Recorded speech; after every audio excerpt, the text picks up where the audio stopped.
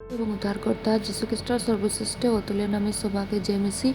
আজকের দিন 14 জুন, দিন শুক্রবার 2024। আজকে আমরা যে বচন পাঠ করব, যে বিষয় শিখব, এয়া হয়েছে তিনি একজন মেষপালক। আসলে আমরা দেখি পবিত্র শাস্ত্রের বিষয়ে কি আমরা পাঠ করব। জিস্কেল 34:12। নিজ মেয়ের ছাগর মাঝে থাকা দিনা মেয়ের ছাগ ছিন্ন ভিন্ন যায়, যাকে বিচারি উলিয়ার ধরে মেয়ের ছাগ বিচারি উলিয়ে ঢাকে রাখা আন্ধার দিনে সে ভিন্ন ভিন্ন আটার প্রতান্ডা উদ্ধার করে। ঈশ্বর অনেক উপায়ে আমাদের জন্য তার ভালোবাসা প্রকাশ করে। শাস্ত্র বলে তিনি একজন মা হিসাবে সান্ত্বনা দেয়, যিশয় 13। এবং পিতা যেমন তার সন্তানদের করুণা করে, তিনি প্রভু তাদেরকে ভয় করেন যারা তাকে ভয় করেন। গীতসংহিতা 113। তিনি আমাদের জন্য একজন ভালো মেষপালক বটে। গীতসংহিতা 23-এর মাত্র 6টি পদ আছে, কিন্তু প্রতিটি পদে শুদ্ধ মেষপালকের প্রেমের কথা বলে। দাউদ তার বিশ্বাস ঘোষণা করে বললেন যে, প্রভু আমার মেষপালক, আমি চাইব না যদিও তিনি একজন মেষপালক হিসাবে, তবু তিনি নিজকে মেষবাসক হিসাবের মতে নত করছিলেন। বুঝতে পারে যে তারা একজন মেষপালক প্রয়োজন ছিল, যে প্রভুকে তার মেষপালক হিসাবে বাছে নিয়েছিলেন, ঠিক যেমন দাউদে বাছে নিয়েছিলেন।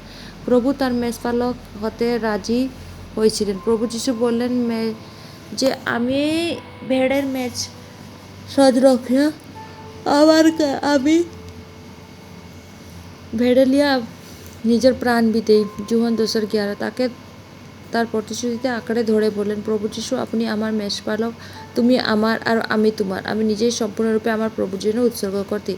যখন একজন মেষপালক একটি মাত্র ভেড়া থাকে, তখন সেই রাখালকে বলা হয় রাই, আর যদি তার অনেক ভেড়া থাকে তবে তাকে রথন বলা হয়। গীতসংহিতা 23-এ দাউদে এনে কথা বলছিলেন যে তিনি তার তত্ত্বাবধানের একমাত্র ভেড়া। যদি একজন মেষপালকের শুধুমাত্র একটি ভেড়া থাকে, তাহলে সেই ভেড়াটি রাখালের সম্পূর্ণ ভালোবাসা, মনোযোগ এবং উদ্বেগ পায়। সে সারাদিন সেই ভেড়ার প্রতি তার ভালোবাসা বর্ষণ করবেন।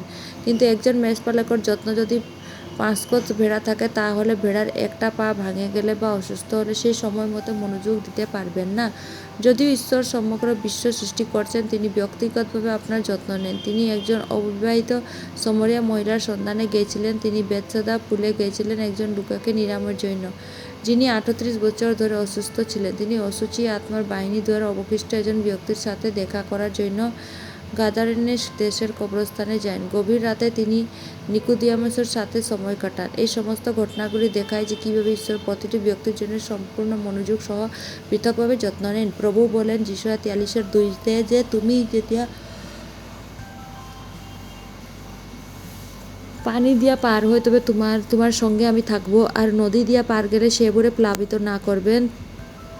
যেখান তুমি আগুনের মাঝে চলবা, তুমি দগ্ধ না হবা, তোমার শিখায় তোমাকে অনিষ্ট না করবে। যিশয়া 43:2। ঈশ্বর সন্তানের কারণ তোমরা তার মেষ, তিনি তোমার উদ্ধার করেন, তোমাকে টিকিয়ে রাখেন এবং আপনাকে বহন করে। ধ্যান করার জন্য সন্ধ্যের জন্য যে শুক্ল হয়েছে গীতসংহিতা 23:2। এর আমরা পাঠ করি পবিত্র শাস্ত্র। আজকে কী কয়?